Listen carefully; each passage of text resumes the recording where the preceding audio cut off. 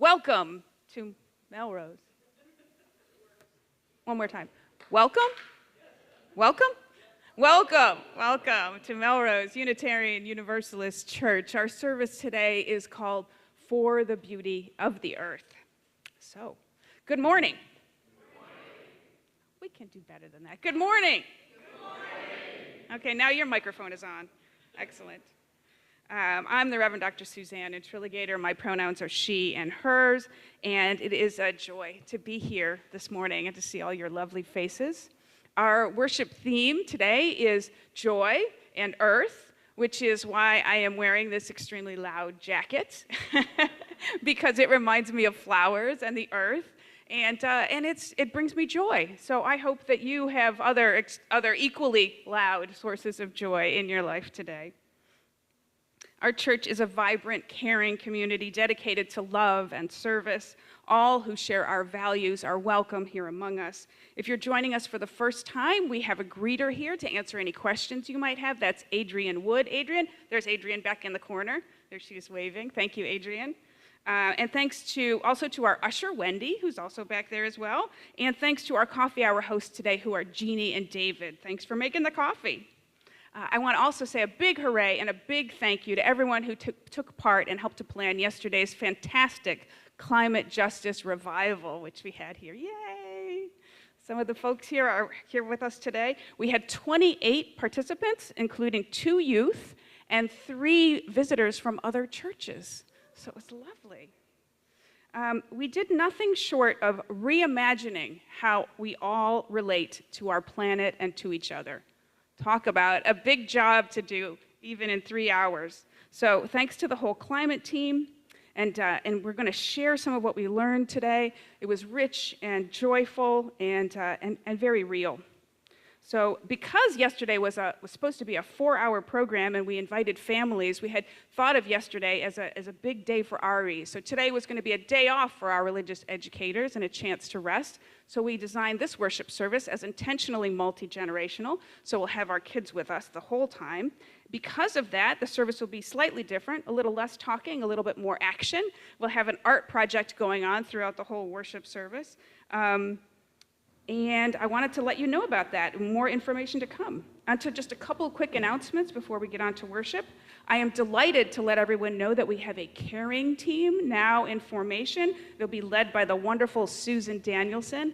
Susan isn't here today, I don't think. I'd have her wave to you. Anyway, she's fantastic. If you saw your midweek update this week, you'll notice there were 2 items in there. One of them is a call for volunteers. If you like to do things like sending cards, baking cookies, visiting people, we would love to have you on our volunteer team. If we get about 12 people, we don't have to ask too much of any one person. If, on the other hand, you're somebody who would like to receive cookies or a visit or a card because maybe you're having surgery or you have other needs, please fill in a different form, which you'll see in the midweek update, to let us know. Or you can email me directly and I can pass on those needs. I also want to mention that we have a community dinner coming up next Saturday night. We're going to have a nice pasta supper down in the supper room, and everyone is invited. A quick reminder for me that I have open drop-in office hours every Wednesday from 4 to 7 p.m. You're welcome to drop in for a chat. If that time doesn't work for you, just email me and we can make a different time to meet. I also wanted to quickly mention that next week, both Rhea and I will be away at weddings, different weddings. We'll have a guest preacher here who was raised as a Jewish person and is now as a Unitarian Universalist minister, and she will be reflecting about the Jewish high holidays, it's that time of year, and also about the 1-year anniversary of the war in Gaza.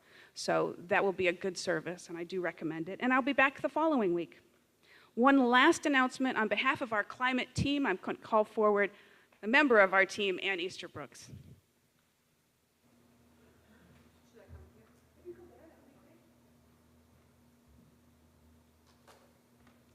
Morning, everybody. Morning. So Reverend Suzanne already shared and celebrated the fact that we joined with hundreds of other UU congregations yesterday in envisioning a flourishing future. And as part of the climate justice revival, today our coffee hour will be accompanied by an action hour where you can take 4 concrete steps to participate in aiding our earth and our world. So with partners from our anti-racism team, we will have 2 tables that will tell you concrete actions that you can take. 2 of the concrete actions will be scannable. You can just scan it, and they are to urge our congressional representatives to enact climate-friendly and just legislation. So there are 2 pieces, the Environmental Justice for All Act and the Earth Bill. And then the third thing that you can do is, if you're interested in promoting voting, you can join. There are 8 or so UU organized phone banking opportunities to mostly battleground states. So you can learn about how to do that and how to join them. And then you can also, if you're interested in writing more postcards, you can learn about an opportunity to do that as well. So those are 4 concrete actions that you can take as part of our congregation. And then we should be joined by 2 other organizations that are not part of UU, but whom we invited by the Climate Action Team to join our coffee action hour. And those organizations, you can learn more about them. It is the North Shore XR Affinity Group and the Urban Biodiversity Project. So we hope that everyone will come and participate in helping to make our climate just and flourishing. Thank you. Thank you, Anne. If you need to get today's order of service, you can access it via the QR code, which is right there. Go ahead and hold up your phone right now if you'd like. It'll take you to a link to the order of service. You can also access it on the homepage of our website through the worship box at the top of the page. And it's also a link in today's worship reminder email. Now, let's turn to one another and welcome one another to worship this morning. Say hello, good morning, welcome to worship.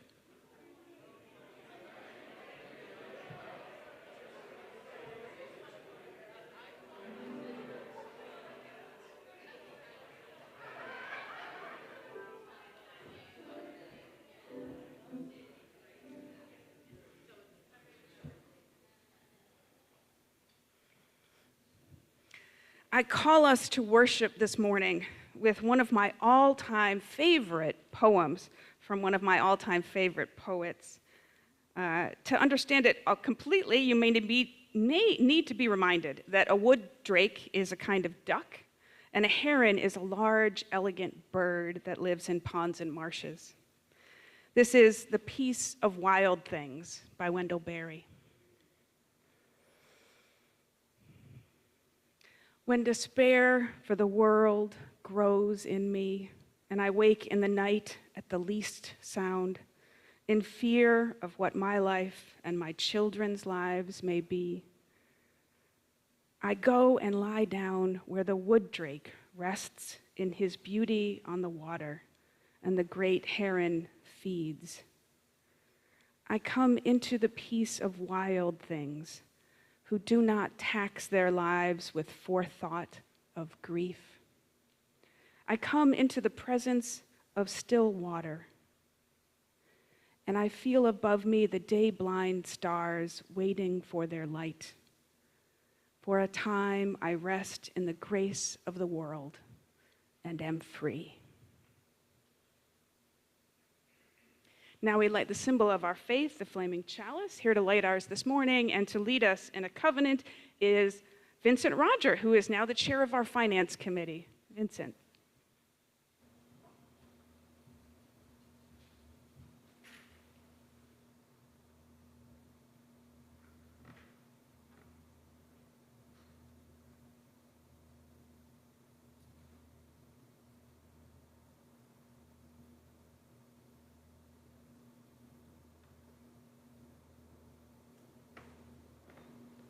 Good morning. This year we're experimenting with some new options for our covenant space here in worship, trying different ways to express together our shared sense of purpose. Today we'll be trying out a covenant that is similar to the one we've been using. Both are from the late 19th century. This one, written by Reverend James Villa Blake, is less theistic as it does not refer to God specifically. I invite you now to rise in body or in spirit and join me as you feel comfortable. The words will appear up on the screen. Love is the spirit of this church, and service is its prayer. This is our great covenant. Dwell together in peace, to seek the truth in love, and to help one another. Standing. Thank you. Please remain standing and join in our opening hymn, which is number 21 in the gray hymnal, but the words will appear here for your convenience. It's For the Beauty of the Earth.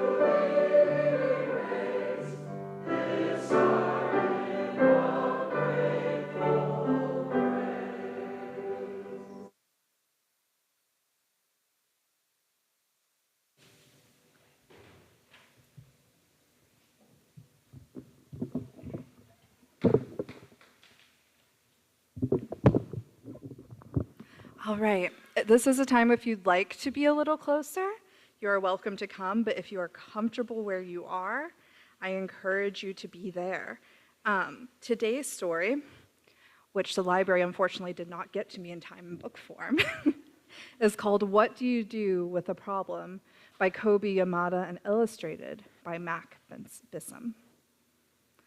I don't know how it happened, but one day I had a problem. I didn't want it. I didn't ask for it. I really didn't like having a problem, but it was there. Why is it there? What does it want? What do you do with a problem? I thought. Do y'all know what to do with a problem? No, me neither. I wanted to make it go away. I shooed it, I scowled at it, I tried ignoring it, but nothing worked. I started to worry about my problem. What if it swallows me up? What if my problem sneaks up and gets me? What if it takes away all of my things? I worried a lot. I worried about what would happen. I worried about what could happen. I worried about this and I worried about that. Do y'all worry? Yeah, same. And the more I worried, the bigger my problem became. I wished it would just disappear. I tried everything I could do to hide from it.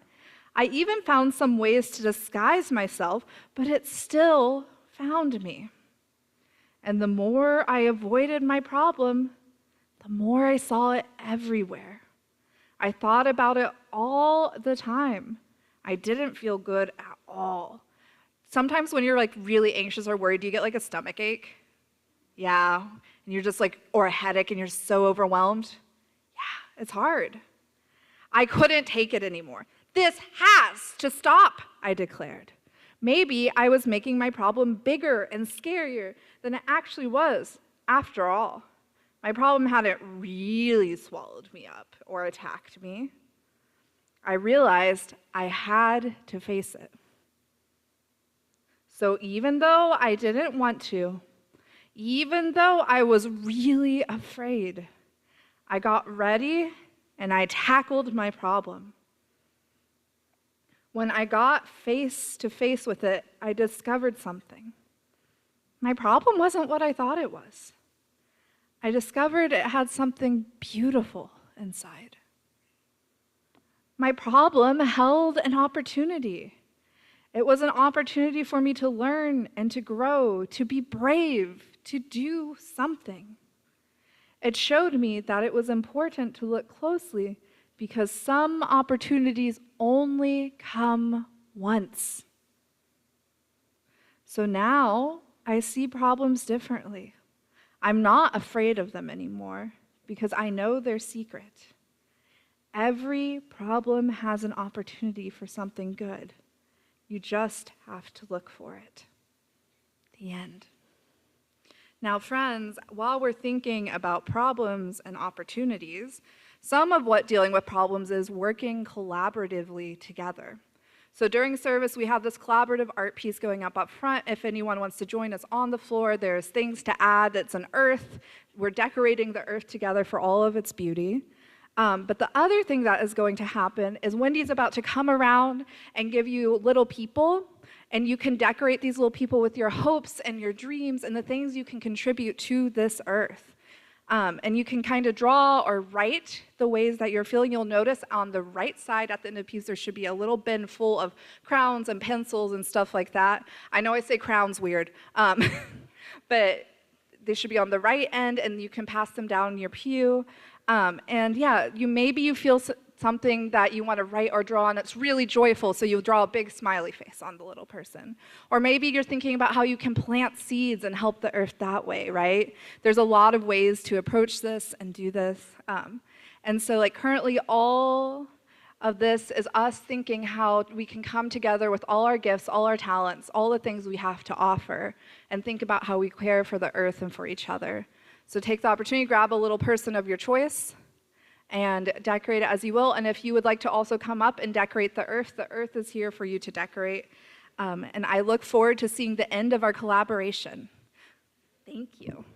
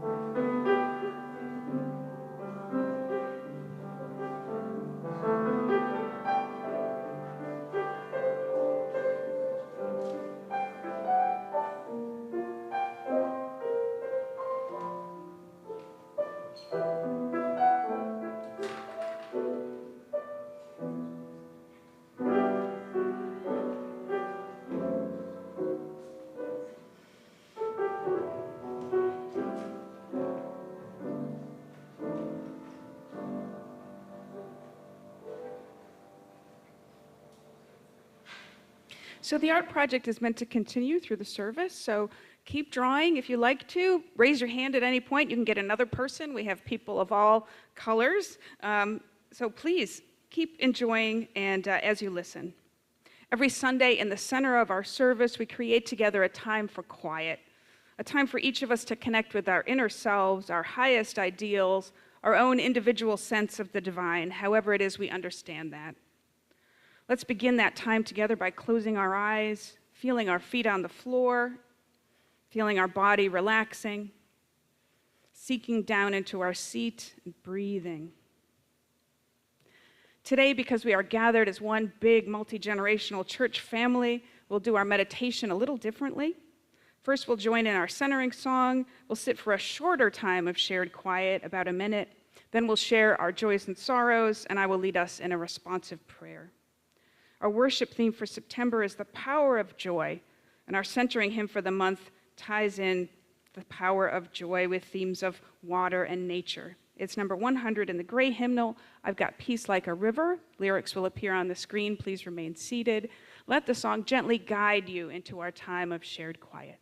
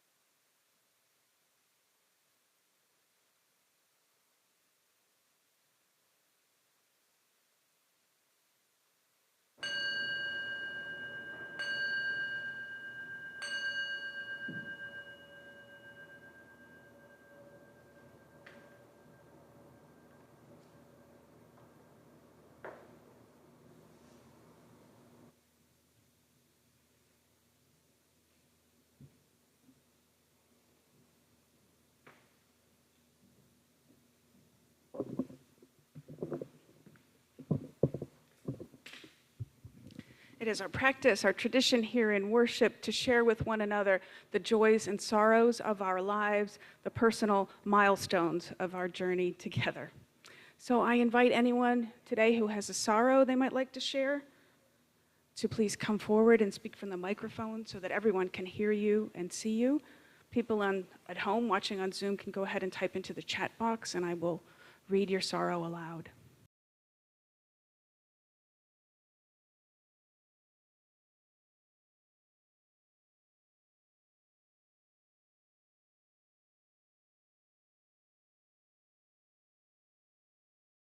Wendy, if you would go ahead and light that candle in celebration of all the joys that were shared, and also for those that remain silent in our hearts this morning. Let the candle be a reminder for all of us to be grateful for the many, many blessings in our lives.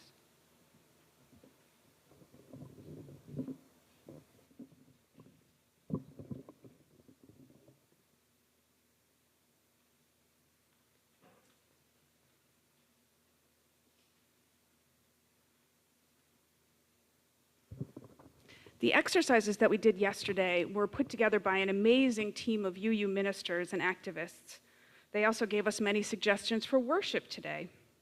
For our prayer, I would like to use some of the material that they provided. To me, it's powerful to know that we are praying together today with thousands of other UUs and over 370 congregations who are doing the climate justice revival.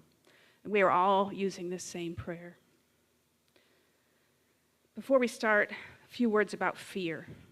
Fear stifles imagination. It limits our capacity for relationships that embrace our beautiful and abundant humanity.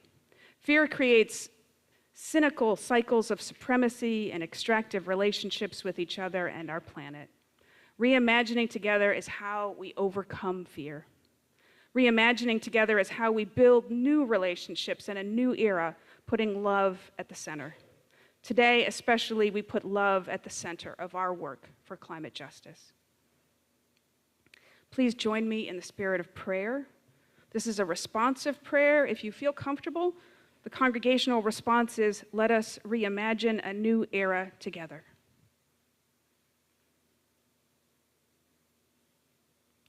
Beginning right here in our congregation, we pray for ourselves, that we open our hearts to be companions, caring for a hurting world and committing to create a world of flourishing. Let us reimagine a new era together.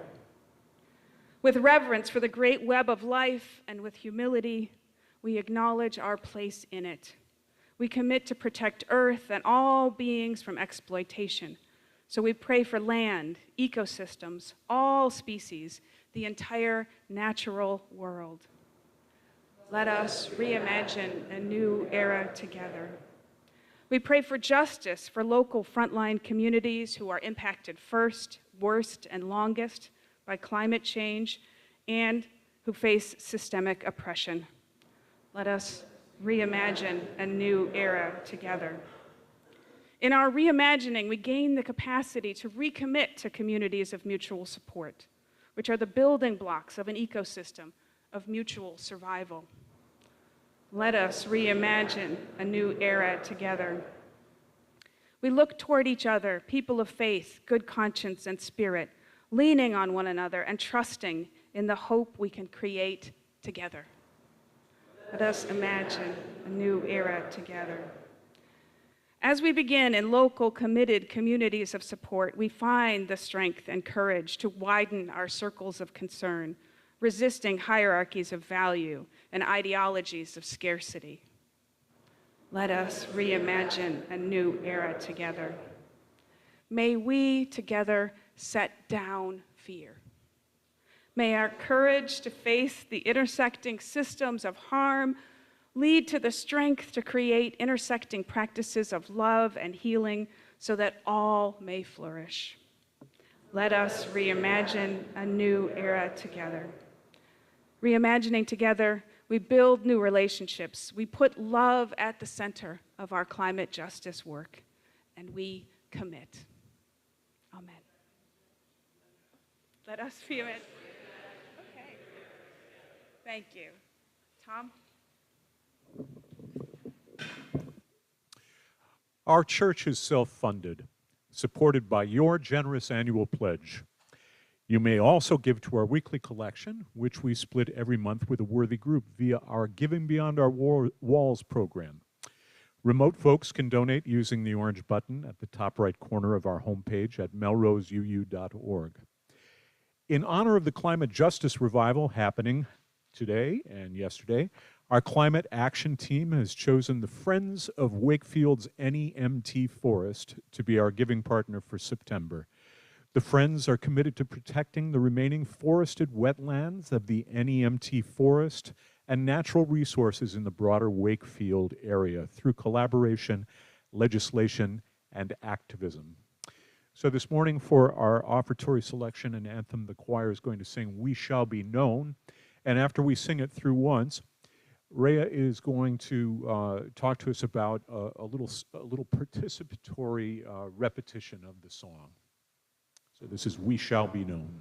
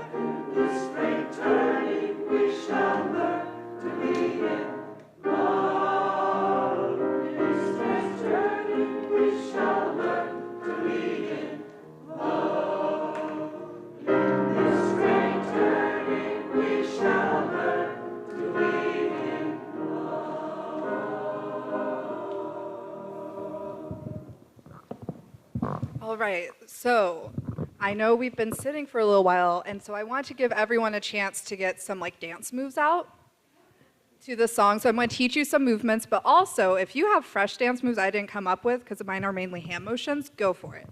So when we are saying we shall be known by the company we keep, will be we shall be known by the company we keep. And then when it's one circle around the fire, by the ones who circle around into these fires, so it's circle round. You want to do a little circle with your arms, and then you want to come up, and this is your fire. And then, when it is, sorry, the mic is a little short. And then it's by the ones who sow and reap. So sowing and reaping is like when you're putting stuff in the ground, right? So you want to kind of be like this, sow and reap. And then the seeds of change, you want to be sprinkling the seeds into the ground that you've made room for the seeds in. Then, after you do that, it is going to be, it is time now that we thrive. So we're thriving, yay! Oh, also the seeds of change deep well from the earth. You'll do a little growing when you're coming out of the earth. now, but yeah, we're thriving, and then lead ourselves into the well. So we're leading, and then we're going into the well. We're going a little deep into the well. And then it's time now. What a time to be alive. Just a big smile, because it's so exciting. We're all here together. And then in this great turning, we shall learn to lead in love. So we're literally want to do this. We're going to do a little circle and then a little heart, because we're leading in love right in the center, because we believe in love at the center as Unitarian Universalists, right? So those are the dance moves. I want to be up here doing them so you can remember. I just want to be a little silly. I just want to be a little fun. But any wiggles you want to get out, if you have new dance moves, add them in.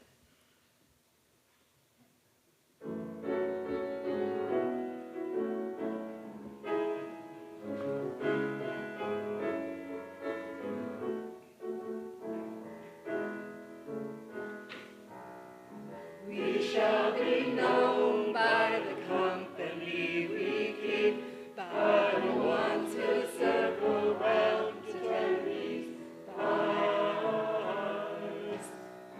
We shall be known by the ones who sow and reap the seeds of change alive from deep within the earth.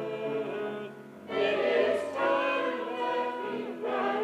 It is time we lead ourselves into the well.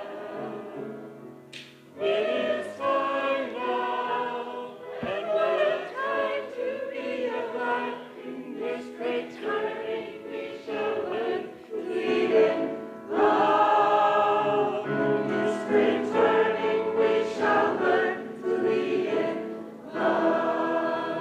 In this great turning we shall learn to lead in love.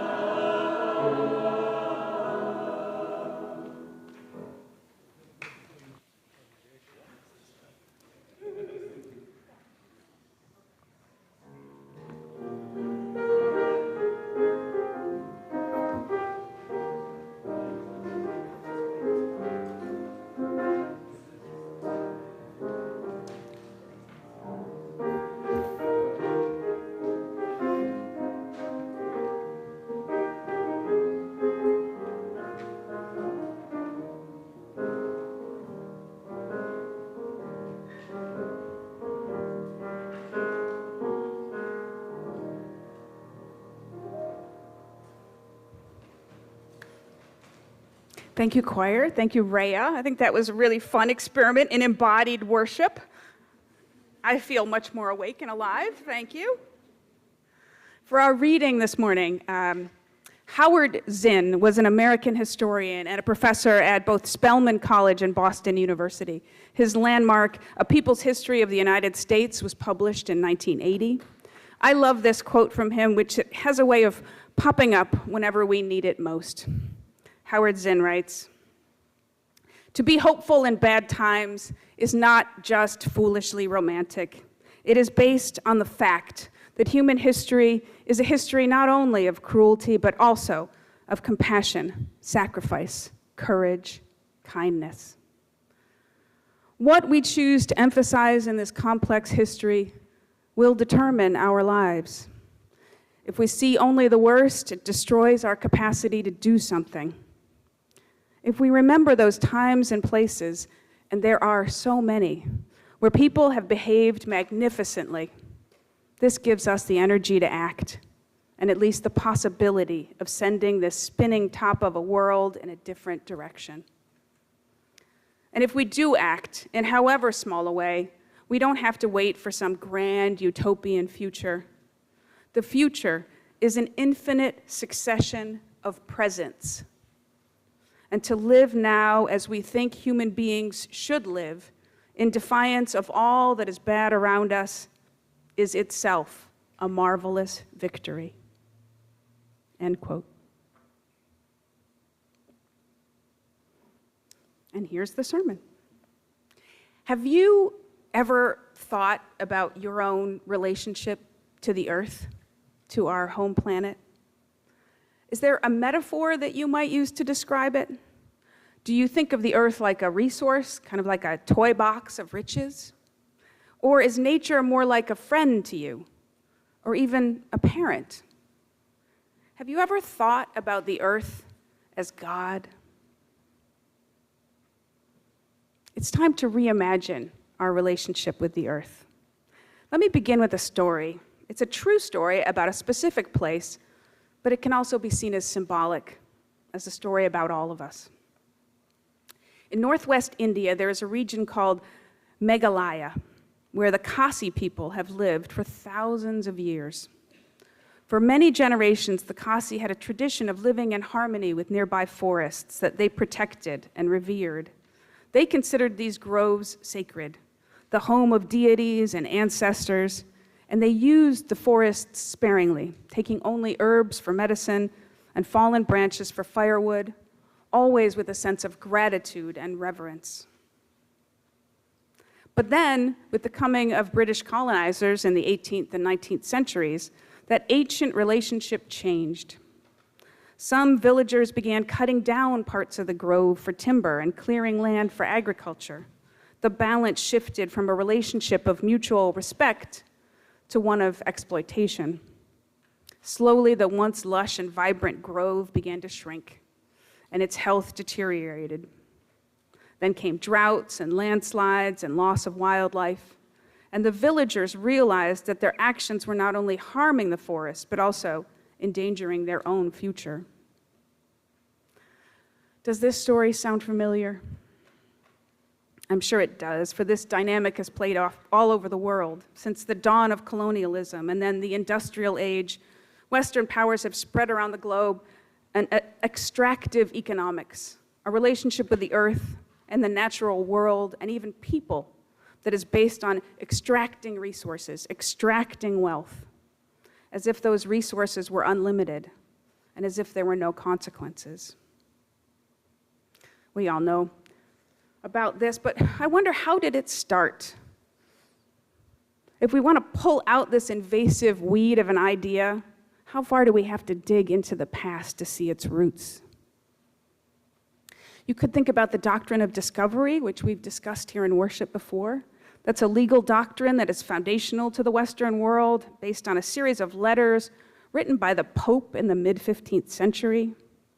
The doctrine of discovery says that God ordained explorers and colonizers to settle any lands they could conquer and to exert control and dominance over any so-called heathen people who lived there. By divine right, these explorers were given this divine right. Our U.S. legal system, especially as it pertains to land ownership, evolved from the doctrine of discovery. And of course, closely related to that is another doctrine called dominion theology, which is the idea that in the Bible, at the time of creation, God gave dominion over the earth to humankind, establishing a grand hierarchy of men over women and people over the animals and nature. And this theology has also fueled extractive economies. So how do we reach in and pull out these weeds, these thoughts that don't help us, these ideas that run deep? In preparing for this Sunday, I was looking through the climate justice revival materials that were sent by the UUA, and I came across a prize-winning sermon from my colleague, the Reverend Arif Mamdani, who serves in Minneapolis. His sermon focused on the work of Sally McFaig, who was a feminist theologian, writing primarily in the 1980s and 90s, whose work I had read long ago and needed reminding about. McFaig was a practicing Christian, and she studied metaphors for God. At that time, many people thought it was traditional and therefore correct to think of God as a father, our father. And just at that time, some feminist theologians were arguing that we should shift to mother language. But McFaig thought this was too limiting as well, because it limited our ideas about what God could be, and also maybe reinforced stereotypes about what women could and should be. McFaig wrote that since all theology is a human creation, why not create new metaphors that serve us better now? She wrote, "We construct the worlds we inhabit, but we also forget that we have done so." She wrote, "The purpose of using a new metaphor for God, the idea of God as the earth, is to cause us to see differently, to act and behave as if bodies matter, to change what we value. if we imagine that the cosmos is God's body, then we will never meet God unembodied. And so salvation is about the salvation of all earthly bodies, not just the human ones. And first and foremost, it is about living better on this earth, not in the hereafter. I love this idea. I think as a thought experiment, it's very challenging. How would your life be different if you imagined that every encounter you have with nature is an encounter with God? Breathing, taking in oxygen, is an encounter with the holy. Walking, placing your feet on the ground, is an encounter with the divine. Gardening, hiking, swimming in the ocean, gazing at the stars, all of it a way of conversing with God. Maybe you already do this. Maybe you have different language for it. What if all of humanity did this? What if we were finally able to let go of some of those foundational fallacies of Western culture? The lies that we are all separate from one another and separate from nature and separate from the planet. What if we felt our connection more often, or maybe even all the time? What if we could realign Western culture and Westernized cultures and line them back up with those indigenous cultures who've always embraced this connection with nature and the planet? What if we actually started to believe and to behave like the earth is the source of all our being, the source of all our nourishment and our life? What if we acted like earth was God? I know, it's a big job, it's a crazy job reimagining the world, but that's exactly what it will take to turn this big ship around. And that's what we've been doing in the Climate Justice Revival, daring to imagine a new world. I know sometimes that when we think about climate change, we can get downhearted, we can feel defeated. But I've come to see that's also part of thinking of it wrong. From this limited perspective. It's another sign that we're stuck in our old individualistic thought patterns. When we see an enormous global problem and feel small, like there's nothing we can do about it, that's because we're assuming that we, an individual, has to do it. It's just too big for one person. It was never meant to be solved that way. It forces us to collaborate. It forces us back into community. In the world of 12-step groups, there's a saying about how one of the gifts of addiction is that it teaches you you cannot make it alone. In fact, you were never meant to make it alone. Our Western culture of overconsumption, which you can see as a kind of addiction, isolates us and leads us to despair. But we learned yesterday once again that when we come together in small groups, in local communities, we can imagine differently, we can build solutions, and we unleash joy and creativity and hope by connecting with one another. We were never, ever meant to try to do this alone.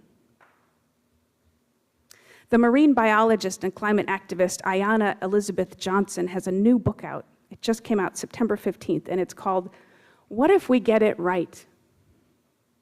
She reframes our thinking in lines similar to what we did in the Climate Justice Revival.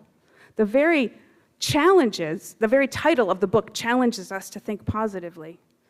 What if we get it right? Can we even let ourselves imagine that and start from there? You might recall a worship service last spring that the Climate Justice team led. They talked about how Johnson originated this great exercise that anyone can do to figure out their own specific calling in climate work. It looks like this. We did a more complicated version of this exercise yesterday, but this simple one works better for a sermon. You just draw this, and one circle asks, what work needs doing? The one in the lower right, what work needs doing? What does the world need? Make a list. And then what are you good at? What are the things that you do well? And then at the top, what brings you joy? Now I love that because our theme is joy this month. But here, Johnson is making this point for a more important reason. This is long-haul work. If we focus on what brings us joy, then we won't get burned out. It will feed us and help us keep going for the long haul. And I love that idea. Once you internalize this dynamic, this way of looking at it, you start noticing it everywhere. As you know, I do a lot of work with Extinction Rebellion, Boston, as does Dan Franklin. And I've noticed they've incorporated this. They make space for what people enjoy in their volunteering. So every time there's an Extinction Rebellion event, like this Friday, the day before yesterday, we had a die-in on Boston Common in front of the State House. And for every event, they incorporate artwork so that people who enjoy art can volunteer that way. There's a band that performs live at all their events, so people who enjoy making music are welcome. There's even free yoga classes. So if you enjoy doing yoga in the park, there's a space for you. It helps the joy, it helps everyone bring in their particular joys, and it helps the movement be sustainable in the long run and keeps us all joyful. And it makes you feel like, I don't have to do everything. I can do the one thing that I love doing and contribute in that way. As you know, I get a lot of joy and deep spiritual meaning from the civil disobedience that I do with Extinction Rebellion. And just FYI, my recent court case is still outgoing. If you want to come to court and support me on October 9th, you'd be very welcome. That's in connection with some activism we did on Earth Day at Hanscom Field to protest the expansion of the private jet terminal there. And also, I can't help but give you a plug. The next slide is about one thing you can do is vegan eating. This is something I've done over the last year, and I wish I'd done it 20 years sooner. For me, this one picture is the one thing you need to know. If you can't read it, it just says, greenhouse gas emissions per kilogram of food product. That top one is beef, then lamb, then prawns, which is shrimp, cheese, pork, poultry, eggs, rice. So you can see when you switch to those foods that are on the bottom as we go down, peas, bananas, nuts. That's where you can get protein as a vegan diet, and you obviously reduce your greenhouse gas emissions. So that's something that everybody can do today. And we can talk about that in coffee hour if you're interested. This sermon started with a story about the Khasi people of India, and it's right that we should end with them because their story is symbolic of what can happen everywhere. Over the last 50 years or so, the Khasi people have come back around. They've restored their sacred rituals and rediscovered their own rich, regenerative culture. They've planted trees in their sacred groves and nurtured their forests back to health. Slowly, these sacred groves have begun to thrive again, and so has their culture. Truly, whatever metaphors we use to describe our relationship with Earth, we must learn to see that, like all relationships, it can't be based on extraction, on taking alone. It must be reciprocal. Like the Khasi people, we must learn to give back, protect, and nurture the very world that sustains us. And now it's time to integrate our art project. Now I want to invite people, as you like, to come forward with your person. Oh, we're going to keep working on that. We're going to add our people, which includes our feeling and our commitments to climate justice. We're going to integrate them with our art project, either on the floor or on the wall. And we'll. The earth needs a second. But I invite you, as Tom plays, to maybe come forward a few at a time, and we will integrate our earth project and then join in a final hymn.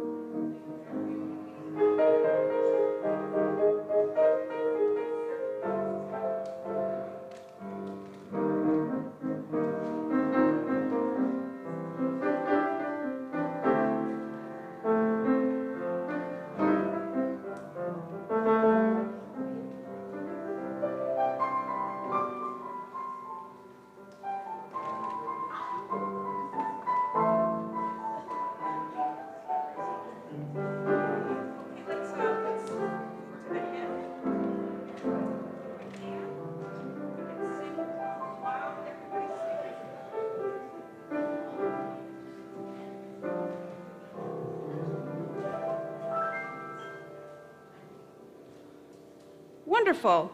Well, keep sticking people on there and keep sticking it back on the wall.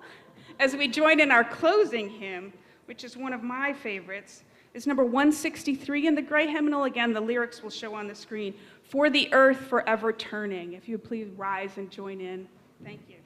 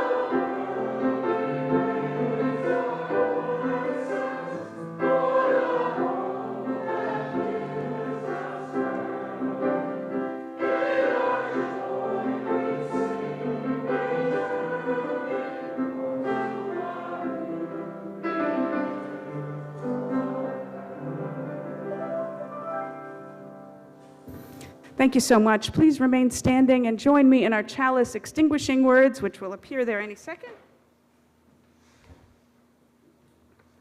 We extinguish the flame, but not the light of truth, the warmth of community, or the fire of commitment. These we carry in our hearts until we are together again. Thank you. Please be seated. Thank you so much for joining in worship today. Our service has ended. Please don't forget to join us for our coffee hour, advocacy hour. It's in Parish Hall, which is the next big room right down that way. Well, you get a chance to support legislation and learn about some interesting groups that are forming, and maybe make another person if you like. Anyway, happy Sunday. Thank you very much.